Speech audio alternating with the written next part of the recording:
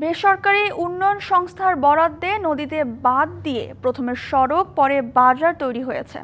শিক্ষক, রাজনীতিবিদ সহ এসব দখলদাররা নদীর জায়গা ভরাট করে প্রায় অর্ধশত আধাপাকা দোকান তৈরি করেছেন। সুনামগঞ্জের তাহিরপুরে শ্রীপুর বাজারটি তৈরি হয়েছে এভাবে। বিগত সরকারের আমলে নদীর মুখে বাঁধ দেওয়ায় প্রাণ হারিয়েছে নদী। মাটিয়ান হাওরের ফসল রক্ষার জন্য ২০০৬ সালে তাহিরপুরের পাটলাই নদীর শাখা নদী কালাগাঙ্গের উৎসমুখে অস্থায়ী বাঁধ নির্মাণ করে বেসরকারি উন্নয়ন সংস্থা centre for natural resource studies CNRS।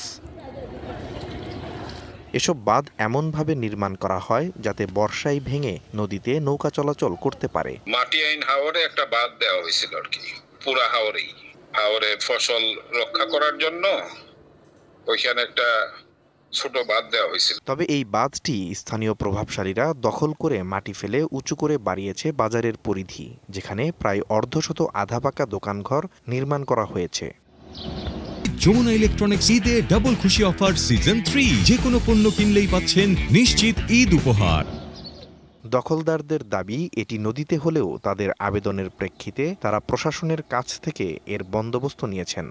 চিফারের যে মিলটা আছে এখানে, এটা মনে হয় মানে আমাদের যে দেশ দোকান পাটি আপনার এই নেওয়া আছে, যেটা লিস্ট নেওয়া, এটা অবশ্যই নেওয়া করতে আর এটা নিউজ পরিপ্রেক্ষিতে হচ্ছে।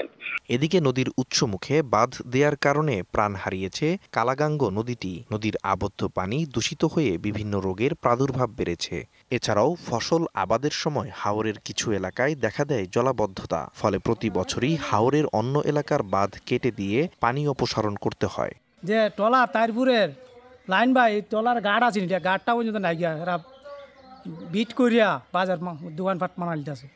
এ বিষয়ে তদন্ত করে সত্যতা পেলে অবৈধ দখলদারদের উচ্ছেদ করা হবে, জানায় উপজেলা প্রশাসন। যদি কেউ অবৈধ দখল করে থাকে নদীর কোনো অংশ, আমরা সে ব্যাপারে উচ্ছেদ করার ব্যবস্থা গ্রহণ করব এবং যারা যে জনবসতি গড়ে উঠেছে আমরা তদন্ত করে দেখব এবং প্রয়োজনীয় আইনগত ব্যবস্থা গ্রহণ করব। ভারতের মেঘালয় থেকে উৎপত্তি হওয়া পাটলাই নদীর শাখা কালাগাঙ্গ নদীর প্রাণ ফেরাতে প্রশাসনকে দ্রুত কার্যকর পদক্ষেপ নেওয়ার দাবি এলাকাবাসীর। TVC news desk.